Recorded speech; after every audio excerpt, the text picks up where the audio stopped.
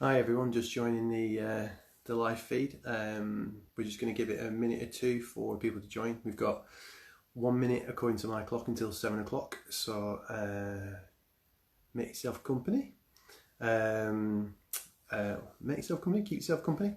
I'm going to invite Chris O'Connell from Theatre Absolute onto the feed in a minute. Hi Maya, hello, hi Dave. Um, and yeah, we'll get started in a second. This is actually going to be the last Spokeandpencil session for a while. I think we're up to this is session 8. So a massive thanks to everyone that's been involved so far, from Carl Knights to Bridget Hart, Kate Labnor was a BSL interpreter, to Miss Jackie. I had a conversation with my wife Carly about Black Lives Matter, and and Chris O'Connell tonight will be joining us in just a second. All of the videos that I just mentioned are on my Instagram TV. Feel free to send any questions, comments that you might have for tonight. Hope you're all okay. Hope no one's sunburned too much, or you managed to find some shade. Really appreciate those of you that are here and watching what is the last Spokeandpencil session for a while. So before I invite Chris into the conversation, just give you a little bit of an intro about Chris. So Chris has written plays for theatre, TV, radio. Since 1992, he's been the artistic director of Theatre Absolute in Coventry, as artistic director for Theatre Absolute, Chris has also co-founded the UK's first professional shop front theatre in the City Arcade in Coventry, which I think it used to be a chip shop. So we might talk about that, about what it's like to run a theatre in an old chip shop.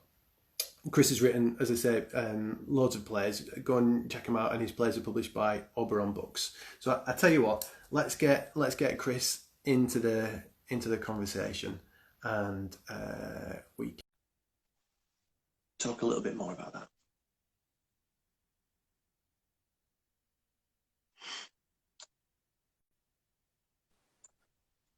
Hi, Chris. Oh, hiya.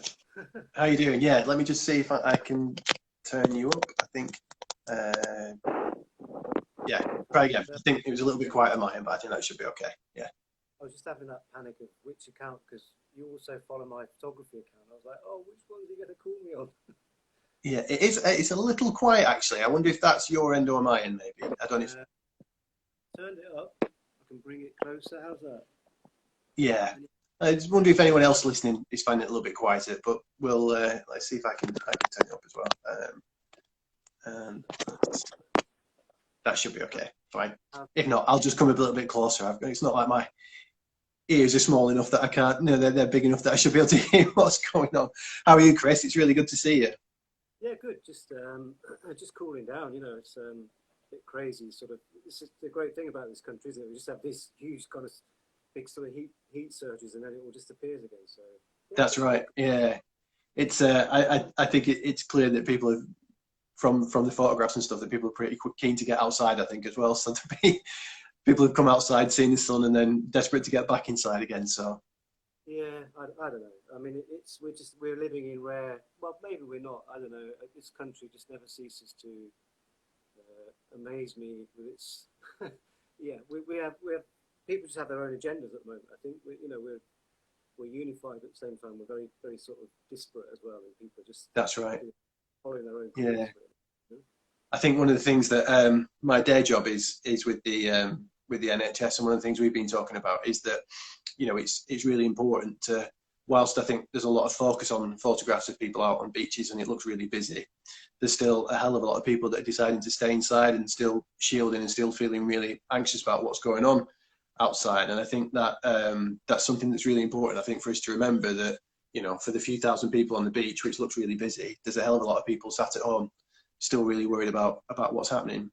Yeah, well, I mean, I'm one of those people. I don't really go anywhere unless I have to. And I take precautions when I do, and sort of, so I still take it very seriously. And Yeah, my mate yesterday, he's been shielding since February, so he's been really through it. You know, he's Yeah, yeah, he's only just now starting to venture out, but at the same time, he's very aware of the proximity of other people to him. You know, I don't know. I mean, that's right. I think the mental health fallout from this is huge. You know, because it's such a new disease, so no one really knows. You can only go by your instinct, and your instinct, you don't know if your instinct is right or not. That's right. It's really hard to actually have it's really hard to have an instinct about something that you know nothing about, isn't it? I think it's. There's no research out there to back anything up, so it's all guesswork. That's right. How have you found it? Because obviously one of the things I wanted to talk to you about was kind of creatively and lockdown and the impact on theatres and creative writing. And so in terms of yourself, you know, you not only write plays, but you commission plays and obviously run the theatre in Coventry. So what's the impact been on you, I guess, personally as an artistic director? Well, I mean, I won't go into it in too much detail because we, don't want to take up most of the time. But I still write, but I don't write as much as I used to. My function really with Theatre Absolute and running the Shopfront Theatre Space has become over the last 10 years. I still write and contribute to our program there, but whereas before we were a company driven mainly by my work, over the last 10 years and certainly intensifying over the last 5 years, our work has become hugely collaborative. So it's the point where we're in the middle of obviously on pause at the moment, but before this current one, through 2018, 17 and 18, we've been running like two sort of multi-commission programs. So I've written work amongst it, but we've been working from themed ideas and then commissioning a whole range of different people who aren't necessarily writers, So again, that's why I write less and less, because our work has changed since we've been in the space, which is a rundown, empty space with 6 lights and a PA. And for us, it was like, how would that change our artistic inclinations, if you like, when we went in there 10 years ago? And the answer to that is that we've become far more experimental and worked across form, etc. So my answer to your question is that, it's affected our output, the virus has, obviously. But for me as a writer, I don't write so much these days. So it's more about the curation of what we're doing. Sure. And how have you found that switch? I mean, have you kind of missed the writing, or without being too loaded a question, have you enjoyed seeing the output that other people's are creating? Yeah, I think I do enjoy that. I don't know. I mean, Julia, who runs the company with me, Julia Negus, she's my partner in life, but also she's at the helm of the company, and really we've been sort of running it for 25 years together. We also talk about transitions. I'm a great believer in that, and creatively my life has been full of transitions. I started trained originally as an actor, and then I went and did some work with a theatre company in Edinburgh back in the very early 90s, and worked with a whole range of different people who were on the outside, if you like, of society, with people who were in prisons, with people who were homeless, with that, with people with addictions and stuff. Completely changed my view on what theatre making was for, if you like. So that took us towards forming a company. I was suddenly like, I don't want to just wait for people to give me a job. I want to create work and make the work that I believe in. So that was a sort of a huge change for me, and that's gone on and on. And so eventually, the shift has come where I've become less interested in, I suppose, pushing forward my agenda, in the fact that I feel that our job with a space in the city centre, which no matter how small it is, you've been there, we don't have a huge resource, but within its own way, we have a power base, and I think we have to use that power base to platform voices which are not just mine. So that's been the transition in the last. Yeah, and you mentioned obviously that not everyone that you work with are necessarily writers, or at least playwrights. How do you find that then, as in terms of someone that maybe comes from a different background that isn't necessarily theatre based? Do you find that they approach things differently, or that the output is different? Is there a kind of a different voice that comes through, do you think? Yeah, that's what's great about doing it. It's completely full of risk, in the fact that I've worked a commission many times over the years, in more traditional formulas, if you like, through theatres, where you pitch an idea and it gets commissioned, and then you work through that with a dramaturg or whatever over a series of drafts and stuff. We don't do any of that really. I should explain, our work begins from, if you like, themed provocations, and that's the kind of the hand. That's where my hand is, if you like, on the projects, and the fact that, you know, I suppose the artistic vision for each of the projects is dreamt up or imagined by me in terms of what my current preoccupations are. And Julia and I discuss that, we talk about that, and then we sort of say, oh, this is then between us. We then know what it is. So the current project, Humanistan, is a project exploring the idea of human country, because the prefix "stan," like in Afghanistan or Pakistan, "stan" means of country, and so we created this idea of human country, Humanistan. We don't live in human country enough. We want to live there more, but it's really hard to spend as much time there as we want. What would we do to make a better world? Give up to make a better world? What are you willing to sacrifice? You know, those kind of questions were, because arguably the systems that serve us are not interested in our lives, and so we have to self-organize. We have to look after each other. And so then we were like, well, who are the writers then? And we were like, well, who are the people that fascinate us, and who are the people we haven't met yet? And we call out for that. But equally, who are the people whose brains we've kind of come across, and we're like, you are one of the people, you know. And it's just, yeah, I should say, there's one of the things we've not mentioned is that I'm one of the people that you've commissioned to write and perform a piece as part of this, and you know, I've been thrilled to do that. I genuinely so. But yeah, without going into too much of that, I'll kind of let you continue. But I think it's, yeah, that part of, you know, being a part of this, I think is really exciting. I think it's a theme that is really interesting, particularly now. I think, you know, we're kind of not only with COVID and our approach and how we kind of respond to COVID, but also say with Black Lives Matter, and actually how do we you know, that concept of what are the things you're prepared to give up for a more equal society, I think is a question that a lot of us are asking of ourselves in terms of the questions that are being posed at the moment. And I think this is a really relevant theme. It's interesting, isn't it, how sometimes art can feel really relevant at times of uncertainty, and Humanistan for me feels really relevant. Yeah, and Humanistan was sort of thought about before either of the two huge crises that we've just gone through in the last few months kind of came across. And we've been planning this for the last, well, sort of top end of last year sort of thing. But, you know, it came about because, you know, regardless of the two things that you just mentioned, we've been sleepwalking as a society, as a species for years, you know, and this is where it kind of comes from, is that nobody wants to take responsibility, and we have to take, but the only responsibility we can take, it was kind of inspired a bit when Trump was going to first come, the very first time, and Julia said, I'm going to go down and I'm going to protest, and I'm going to tell him, you know, fuck off and all that stuff, excuse my language. And I sort of said, well, but why? You know, and it wasn't because it's not because I'm passive, it's just that, and I'm idealistic as the next person, but my thing was like, we cannot change that. That solar system, we cannot, that circles around us, we can't change it, we can't get to it. Even when we vote, we don't get what we think we're getting, you know? So but we can change and take responsibility for the system that exists below that, which is where you and I live and all the other people, you know. And that's what Humanistan's about, is that let's spend more time in human country and think about what we can do for each other for the time that we're here, you know.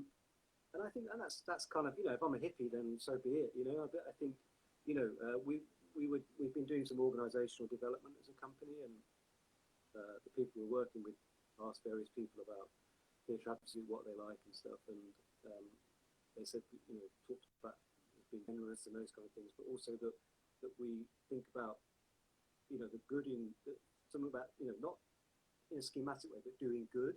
And like, doing good is not enough these days, was one of the comments, and taken it out of context. And we both, Julie and I, just sort of said, well, why is doing good not enough?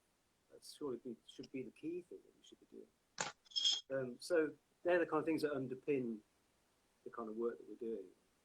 Yeah, I think it's really relevant, because I think, you know, a lot of the kind of, I've been quite interested at the moment. I'm working on a separate project, which is kind of imagining what a wheelchair user would, the kind of perspective of a wheelchair user in a kind of like a dystopian society. And I think when I look at a lot of science fiction or dystopian or apocalypse stuff, what you see is kind of, you see the worst of people, where, you know, people are kind of fighting for their own survival, and these kind of, you know, people go out and I don't know, will steal, you know, whatever they're going to do, break into shops and things, and in kind of like the films and stuff. But actually what we've seen here is, you know, people leaving brownies on people's doorsteps, and, you know, there have been, you know, we have seen incidents of kindness and things like that coming through. So actually, I think there is a bit of hope, I think, from how we've responded to this. You know, we've gone out and we've clapped, and whatever you think about all that sort of stuff, I think that there is something there, there's a seed maybe for us to be positive about. And also, I think, actually, I'm really interested to talk to you about how we kind of see the role of art and theatre for being able to kind of tell the stories of the time that we're in, and how we do that necessarily if theatres aren't necessarily able to open. So there's these stories that need to be told, and people that are itching to write them, and new people that maybe have wanting to tell these stories. But what do you think the impact is going to be on theatres, mainly from your own perspective, from in Coventry, but sort of wider afield? Well, it's going to be catastrophic for, it seems, you know, at the moment, for the larger theatres, the building-based theatres, you know, which are a kind of a breed of themselves, and, you know, it is going to be tricky, and we need big stages, but equally we also need grassroots, impromptu, eclectic things that don't fit the scheme, that are maverick, you know, spaces like the Shopfront Theatre taking over an old shop. We've been there 10 years. You know, arguably we're a civic theatre as much as the Belgrade in Coventry is a civic theatre, with the Bristol Old Vic is down your way and stuff. You know, what is a civic theatre? It can just exist in a shop. It doesn't need to be in these purpose-built spaces. So I think when and if some of those spaces don't reopen, well, there'll be space for other ways of making theatre. There always has been, and I think that's what we're good at, is that, you know, they fill those gaps. But it's tragic that we have to be put in that position, and that, you know, like we talked earlier about, you know, potentially the mental health fallout from some of these things that we're living through, is that, you know, the first thing that people will want to do is, like, you know, artists, I think people have been doing it, and they prescribe, you know, artists working, prescribing within doctor's surgeries and stuff like that, you know, sort of like turning up or like online and sort of like offering their art, you know, so that people see the value in it, but nobody actually wants to put it anywhere near the top of the list. It's like somehow, you know, our arts and culture, we're just going to let that go to the wall, but actually we need that at the centre of our lives. We're going to need it more. Absolutely. So, answering your question, I think spaces like ours will still be there, because naturally we're much more free to foot. Our overheads are nothing compared to bigger buildings. So, but we do have problems in the fact that our capacity is 50, but that's in a shop. So equally, you know, it's going to be hard for us to reopen. I don't think we'll reopen this year, to be honest. Potentially. Yeah, because I guess with things like social distancing, you know, whilst you've got a small capacity, if you sort of halve that or reduce it by a third, you know, that has a big impact. And I wonder if I think there's a lot to be learned maybe from the model that you've done from from yourselves. I think there's a lot to be said for that, about kind of more organic and opening up spaces that maybe you might not have thought of before. I think that doesn't take away from the fact we do need to protect the bigger theatres and all kinds of theatres, because without that, I saw a post on social media before that says, just imagine one day without listening to a podcast, watching a film, watching something on TV, reading a book, thinking about a play or reading a poem. You know, if you take all of that, all of the arts away, imagine how less rich your life would feel without that. And I think actually you're right. I think it's one of the areas that hasn't necessarily been thought about. One, in terms of actually how we enable these facilities to stay open, but also how we kind of encourage people to write and to share their work. I wonder whether or not we'll see I think it was ITV that did, was it the lockdown stories or something like that, where they kind of filmed like one person monologues on Zoom. And, I wonder whether or not we'll see things like that occur, where maybe you might have immersive theatre almost, through the medium of things like this and Zoom. And I know lots of theatre companies have recorded plays and put those out so people can watch them. I mean, you'll never replace the feeling of being in an auditorium and watching something on stage, or seeing it in the flesh. But I wonder if there's still an avenue for us to think, to do what we do, which is think creatively. Yeah, I mean, I think that's what it is. We'll find solutions. Excuse me. We'll find solutions to it, because that's the kind of thing that artists do. Is that I hope it doesn't stay like this. I hate this kind of online stuff. I've been running some writing workshops online the other night, and it was horrible. When you're in a room and you're running a writing workshop, and you're with people, you can kind of feel the room, and you sort of know where to go. And you just have, I won't do this. I'll do that instead, because you can just feel it. And the other night they were writing, and everyone was on mute, so I couldn't hear anything. All I could see was just people. All these people I don't like, celebrity, whatever it was, that blankety blank thing years ago. And so I can't wait to get away from this. But obviously that's just a facile kind of thing to say. We have to kind of live with what we've got and find ways to make it work. And we'll have to adapt. Yeah, we'll just have to find ways to adapt. I don't know. I really don't know what the answers are. I don't know. It's going to come to a huge kind of like standoff with, between those who. Yeah, I mean, it's strange. I think some of the poetry readings that I've done, where you kind of you're replacing reading to an audience to read into yourself on a screen. But equally, I think the accessibility side of things is something that I've spoken about before. That I think for say quite a large number of people, I think actually it's enabled access to an art form that maybe people hadn't done before. In terms of I think we're starting to realise that there's probably more people were in their houses or had difficulty kind of getting out and about or into venues than before lockdown. And actually, in some ways, it's opened up art forms to people that maybe weren't accessible to them before. So I hopefully, I think there's a kind of hybrid model somewhere where you'll never replace that feeling of being in an auditorium and kind of, as you say, running a workshop with people in front of you. But equally, I think it is important for us to try and think about what that might mean. It's definitely something that I've been thinking about in terms of the piece that I've been commissioned to write, in terms of, what I thought I was going to write about.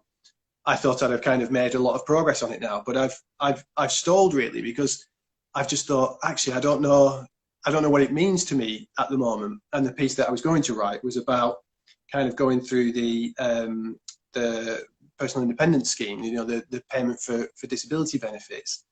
And I think that is still relevant, but also there's so much other stuff about actually how, as a society, we can kind of come together and make the world more accessible and more open to people. And I'm really interested in talking to you. Maybe I get some free advice here while you're on the screen about actually how you approach or talk to people about approaching writing something.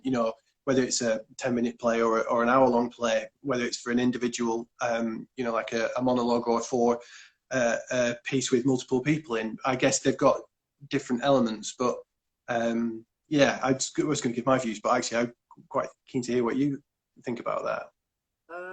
Well, I think the key thing is to be, and I've learned this myself over the years, really, is as much as you can, is not to. I think so many people start with sort of thinking, what's the plot and things like that, and what's the structure, and I think all of those things will come. I think the key thing is, what is it you want to communicate? That's the most important thing, and spend a lot of time with that, as you've just been describing. You thought it was one idea, and actually you're thinking, well, if it's useful in any way, maybe it's actually this instead. So I think just keep doing it, but it's like it's learning to understand and spend time with what you think it is you want to talk about. That's one of the key things I think I ever say to writers, and I'll probably say to you when we're sort of working together next year, is like, what's the one thing you want to say here? And be absolutely sure what that is, and then you have to find the way. Not because it becomes a binary sort of thing. This is the one thing. It's like, what is it that you've dragged up from from the innards, that you've worked from the inside outwards. What is it that you're gifting us, that you're asking us to kind of grapple with? But it's subtle enough in the fact that we can also think around it as well. So I think that's one of the key things of how is not to write in a generic way, but to try and write as specifically as you can in terms of what it is that's burning away. But then I think then you have to then start to apply some structural ideas to it. What are the needs of these people who are in this play? Yeah, because I think you can get probably intimidated by thinking about, right, I've got to come up with characters and a plot and scenes and a setting and a backstory to individuals, and you can kind of focus a lot on that. And actually, as you say, you've kind of not given much thought to what's the point of this. Yeah, that was going back to what we were talking about earlier. Really, that's why working the way we have been is so interesting to us, because the commissions we've done so far. Like with the last project we did, which was called Are We Where We Are, we worked with people who were writers but not necessarily performers, people who were performers but not necessarily writers, and some people who were neither. But the key thing was they to us they felt like they had something interesting to say, that those people we happened to meet or we came across through call out. And so the transaction between us was purely just like, what do you think about what we're saying? What do you think about our provocation? And respond to it. And however you do that is completely up to you. So one guy is a digital technologist. He doesn't write, he doesn't perform. He teaches in university. But he went away and he presented like a 15-minute piece in the end, which was, part sort of like tech and putting stuff on, projecting stuff on the wall, but also part lecture. But it was about his response to our provocation. And that's the same with yourself, is that you're a poet. I don't expect you might want to take that on, but I don't expect you to write a play just because for us, it's about performance.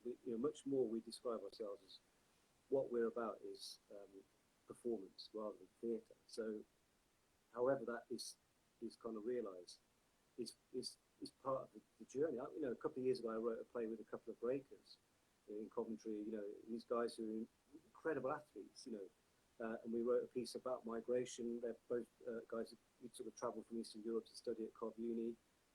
Their stories about migration, about leaving and arriving somewhere new. And I kind of got them to write and got words out of them. But actually, it was a hybrid of like this incredible physicality mixed with text. And I directed that and I wrote some music for it. So was it theatre? Was it dance? I don't know what it was. It didn't really matter. It was just like, it was a performance. Yeah.